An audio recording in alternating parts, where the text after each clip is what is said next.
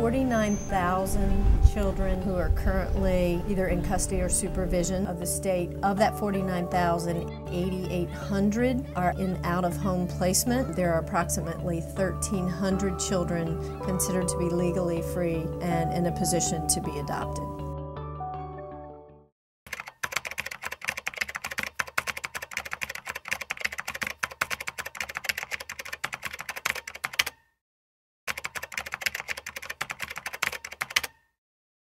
The work of a child welfare caseworker, contrary to the stereotypical opinion, is that it's not about taking someone's child away. It's about being on the ground and being in that home, ensuring that the child's safe, and ultimately providing that family and that parent with the supports so that they have what they need to take care of their own child. You know, there's that underlying trauma that happens to children when they're removed from their family. And so the workers every day have to balance that trauma. Anytime something goes wrong, the caseworker or the social worker becomes the first one to blame. The general public only sees the negative press about, you know, a child death or a critical incident or something that happened, which is, you know, far more frequent than the great work that's being done every day. Our caseworkers really are the heroes for the children who are suffering silently from abuse and neglect.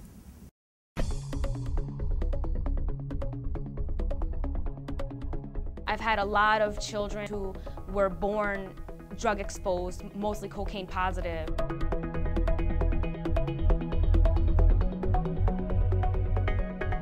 By the time I got the case, actually the parental rights were already terminated. The hardest part was talking to him and listening to him tell me how the judge was wrong and shouldn't have terminated. I couldn't find his mom, and I felt his desperation when he cried and talked to me, and I had to answer to that. All the general public generally hears about is when something goes wrong. When a plane crashes, you don't hear about the 10, 12,000 flights that are successful every day, just the one in 2 years that crashes.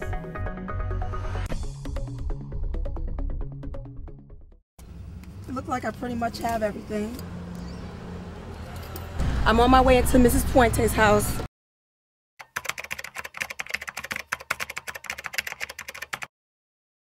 Mrs. Puente is very excited because this adoption is almost at the end. And I can't tell you how excited I am because Joshon will finally be free of the Division of Youth and Family Services so he can live a happy and stable life. The adoptive parent, Doris Puente, and this is Mr. Puente, the adoptive father, and this is their son, Hosea. Hosea. Hosea. It's Hosea!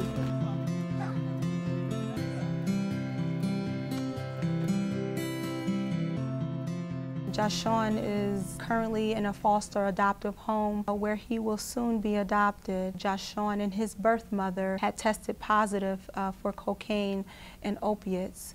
We did many searches and could not find this father. After Katrina, my son, he saw on the TV a lot of kids that lose their house. Then he said, why we don't bring one of them? I could share my room. Then we started training and everything. Hosea is the number 5 of the children that are passing by our house. We adopt him, and now we're in the process to adopt Joshua. It can be very nerve-wracking. We've been told that up to the last day you don't know. When is a good time to tell him that he's adopted? What we will do, as I've given you already, is the child summary, which is going to be your guideline to help him understand how he came about in the system.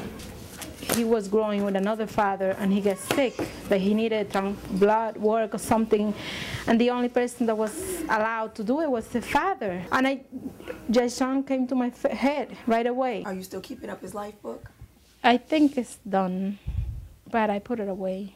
Would you like to show your life today? I gotta look at it. Okay. The foster parents are required to sit down with the children to do their life book. It really should start when a child goes into the foster care system, because basically it helps them track their life. Just in case, I hate to say they never return home, they will always have something to say where they started and how they ended up.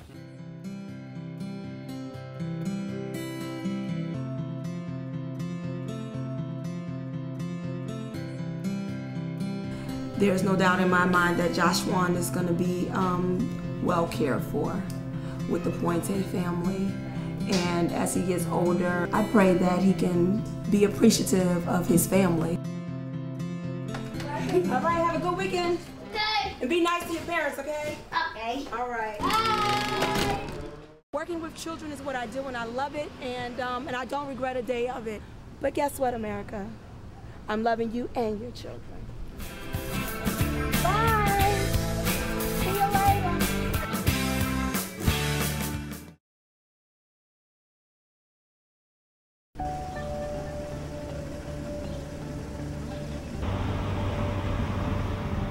Even if it's someone that you've never seen, but when they walk in your house, it's like they light up your life. You know, it's just a beautiful experience. I think definitely the reason why I said yes was the fact that they were biological sisters. With Destiny, I know it took a long time for the adoption to go through. With Jesse, we were told by Vanessa that it would probably be fast-tracked because of the circumstance. But it's nerve-wracking because, you know, you wonder what's going to happen, you know, and it's everyday wonder, and it's like behind your back. And sometimes I feel bad saying, okay, I hope she stays, and I hope she stays. The biological mother did leave us a letter someday, you know, when we do tell the girls, we could give it to them. And it's up to them if they want to, you know, say, Mommy, can you take me to Ecuador? Or, you know, could I call her and see if, you know, get in contact with her? You know, I mean, I'm not going to say it's not going to hard. It's going to be hard. But, you know, you have to. So one of the trainings was about having a child taken out of your home to be reunified with its birth parents. And she used the word that she felt like he had died, I guess, if you can kind of put that grief in perspective. And then it was clear, I'm like, wow, that's how it feels. He was the first. Kind of my depression got over 5 or 6 months later. Then kind of Martha went through it. And I kind of put his picture behind me, behind my desk, so I didn't have to see him. But yeah, but it was rough. My name is Vanessa Merced Suazo.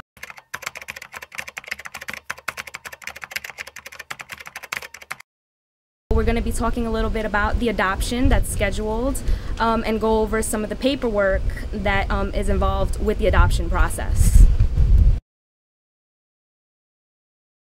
Once Jesse's adopted, your case will be closed. Her case will be closed. I don't know if you guys are planning on keeping your home open as a foster home after the adoption. No, we're going to keep it open. Okay, excellent. Because, you know, you never know when you get that phone call. Yeah. Do a night-night? Yeah. Her hair is getting so long. But this is the best part, when they fall asleep and they grab you and they hug you. You see, she has to play with my hair. Yeah, she's out for the count. Every social worker is part of your family because they're kind of, you know, they're always here every month. And, you know, any little thing, you're constantly calling them. This is my last visit to the home of Mr. and Mrs. Pazantino. Excited, I have mixed feelings. I won't be coming back, obviously, to their home because our next date to see each other would be the adoption, which is scheduled for August 4th, and after that point, the case would close.